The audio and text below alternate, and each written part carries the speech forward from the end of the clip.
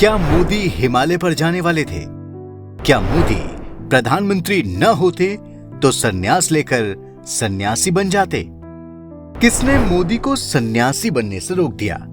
मोदी के गुरुजी की अनसुनी कहानी, जिनकी बात मोदी ने कभी नहीं टाली। दोस्तों, हम सभी जानते हैं कि मोदी जी ने खुद एक बार कहा था कि वो कभी भी सन्यास लेकर अपना झोला उठाकर हिमालय चले जाएंगे। ज्यादा से ज्यादा ये मेरा क्या कर लेंगे भाई? नहीं बताइए क्या कर लेंगे? अरे हम तो फकीर आदमी हैं, झोला लेके चल पड़ेंगे जी। एक बार मुस्लिम नेता ओवैसी ने भी कहा था कि अगर मोदी हिमालय पर चले गए और योगी अपने मठ में लौट गए तो तुमको कौन बचाने आएगा?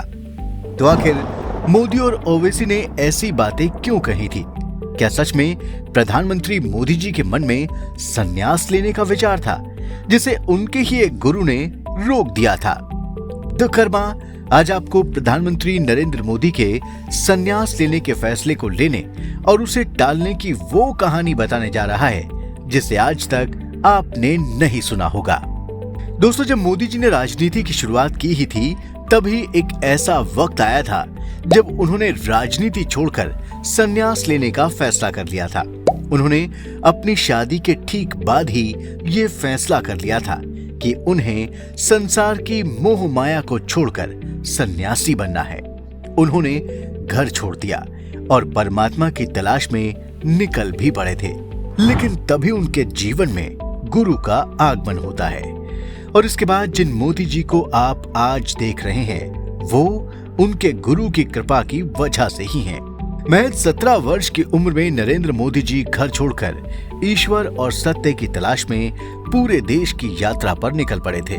साल 1967 में वो इसी यात्रा के दौरान रामकृष्ण मिशन के कोलकाता स्थित बेलूर मठ में पहुंचे।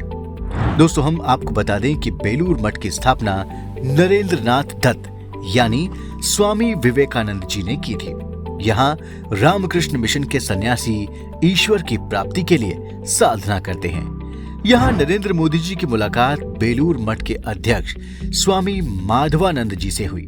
मोदी जी ने उन्हीं दिनों स्वामी माधवानंद जी से सन्यासी बनने की इच्छा रखी थी और उनसे ये आग्रह किया था कि उन्हें भी बेलूर मठ के आश्रम में रहकर ईश्वर प्राप्ति के लिए साधना करने की आज्ञा मिले। मोदी जी ने बार बार स्वामी माधवानंद जी से यह आग्रह किया कि उन्हें भी वो सन्यासी बनने की आज्ञा दे, लेकिन स्वामी माधवानंद जी ये जानते थे कि नरेंद्र मोदी ही वो व्यक्ति हैं जो देश को भविष्य में एक विकसित राष्ट्र बनाकर उसे विश्व गुरु बना देंगे। स्वामी जी ने नरेंद्र मोदी जी के इस आग्रह को ठुकरा दिया और उन्हें वापस जाकर पढ़ाई करने की आज्ञा दी। स्वामी जी ने नरेंद्र मोदी से यह भी कहा था कि हमारे देश को आप जैसे व्यक्ति की बहुत जरूरत है और आपको देश के लिए अभी बहुत कुछ करना है। स्वामी माधवानंद जी की आज्ञा पाकर नरेंद्र मोदी जी मन में संन्यास की कसक लेकर वापस गुजरात लौट गए और अपनी पढ़ाई पर उन्होंने ध्यान केंद्रित कर दिया। लेकिन पढ़ाई के दौरान भी मोदी जी के अंदर सन्यासी बनने की कसक खत्म नहीं हुई थी और उनके मन में हमेशा सन्यासी बनने की धुन बनी रही। पढ़ाई के दौरान भी मोदी जी ने 2 बार सन्यास लेने का मन फिर से बनाया और कुछ ही वर्षों के भीतर वो फिर से राजकोट स्थित रामकृष्ण मिशन पहुंच गए। वहां उनकी मुलाकात स्वामी आत्मसथानंद जी से हुई। मोदी जी ने फिर से स्वामी जी से आग्रह किया कि वो उन्हें सन्यासी बनने की आज्ञा दे दे। मोदी जी के इस जुनून को देखकर स्वामी आत्मसथानंद जी ने एक बार फिर मोदी जी को सन्यास लेने से रोक दिया। लेकिन इस बार स्वामी जी ने उनसे कहा कि तुम सन्यासी तो नहीं बन सकते, लेकिन सन्यासियों की तरह दाढ़ी रख सकते हो। स्वामी जी ने यह भी कहा कि तुम्हें राजधर्म का पालन करना है और भविष्य में हिंदू धर्म को पूरी दुनिया में फिर से स्थापित करना है।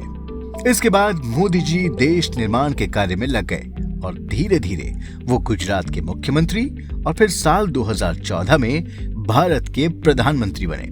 साल 2013 में मोदी जी को बीजेपी ने अपना प्रधानमंत्री पद का उम्मीदवार बनाया तो मोदी जी एक बार फिर से कोलकाता स्थित बेलूर मठ में आए और उन्होंने दुनिया को पहली बार बताया कि किस प्रकार उनका मार्गदर्शन उनके दोनों गुरुओं स्वामी माधवानंद जी और स्वामी आत्मस्थानंद जी ने किया था। मोदी जी ने इसी दौरे पर अपने संन्यास लेने की इच्छा वाली घटना को भी दुनिया को बताया। मोदी जी ने अपने दोनों गुरुओं को नमन किया और इसके बाद वो अपने गुरुओं की भविष्यवाणी के अनुसार देश और हिंदू धर्म की श्रेष्ठता के लिए अपने मिशन पर लग गए। आज भी मोदी जी कई मौकों पर अपने दोनों गुरुओं को नमन करना नहीं भूलते। आज भी देश इन गुरुओं को नमन करता है, जिनकी प्रेरणा ने मोदी जी को भारत का यशस्वी प्रधानमंत्री बनाया है। और आज मोदी जी देश के गौरव को पूरी दुनिया में स्थापित कर रहे हैं। तो दोस्तों, ये थी मोदी जी के संन्यास लेने के फैसले की कहानी। अगर आपको हमारा ये वीडियो पसंद आया हो तो आपसे निवेदन है कि आप द कर्मा के इस वीडियो को जरूर लाइक करें। और अगर आप हमारे चैनल द कर्मा से जुड़ना चाहते हैं तो हमारे चैनल द कर्मा को सब्सक्राइब भी जरूर कर लें। धन्यवाद।